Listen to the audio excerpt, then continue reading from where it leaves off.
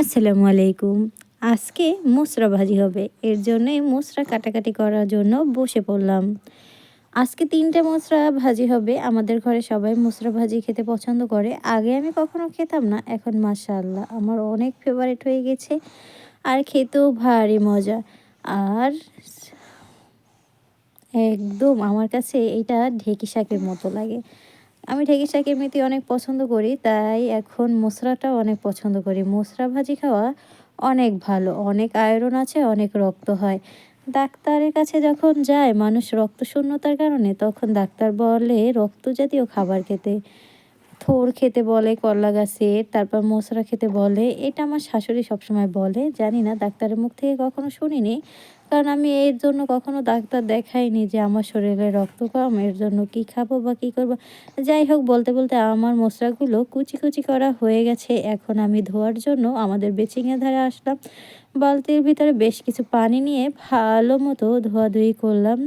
এটাকে বেশ কিছুক্ষণ ভিজিয়ে রাখতে হবে। যদি ভিজিয়ে না রাখেন তাহলে এটার থেকে কষগুলো বের হবে না।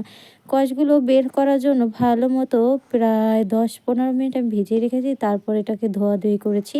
তারপর কই মাছগুলোকে ভালো মতো ধুয়ে নিচ্ছি। এগুলোকেও আজকে রান্না হবে। এগুলোকে ভালো মতো বেশ, এখানে ৩০টা কই মাছ আছে, এগুলোকে আমি কাটাকাটি করেছি, তারপর ধুইলাম। তারপর এখন আবার এই মশলা রান্নার জন্য চলে আসলাম। এখন আমার শাশুড়ি রান্না করছে আর আমি একটু ভিডিও করছি। তারপর কই মাছগুলোকে ভালো মতো প্লেটে একটা একটা করে সাজিয়ে নিয়েছি। দেখি না প্লেটে আড়াইতেছে না, এখন আরও বেশি হয়ে যাচ্ছে, তাই আবার উপরে দিয়ে দিলাম। তারপর হলুদ দিয়ে দিলাম, মরিচের গুঁড়া দিয়ে দিলাম, তারপরে লবণ দিয়ে আলতোভাবে আমি একটা একটা করে মেখে নিচ্ছি, যেন ভালো মতো হলুদ মরিচটা সব কই মাছের গায়ে লাগে। তারপর আমি ভালো মতো মেখে এখন চলে যাচ্ছি চুলার পাড়ে কই মাছগুলো ভাজি করব। এর জন্য প্রথমে আমি কড়াইতে তেল দিয়ে তারপর আমি কই মাছগুলো দিয়ে দিচ্ছি। আর আমার শাশুড়ি এই ধারে জাল দিচ্ছে, কারণ পাতা দিয়ে সে জাল ভালো দিতে পারে, আমি তেমন জাল দিতে পারি না, তাহলে বারবার নিভে যায়।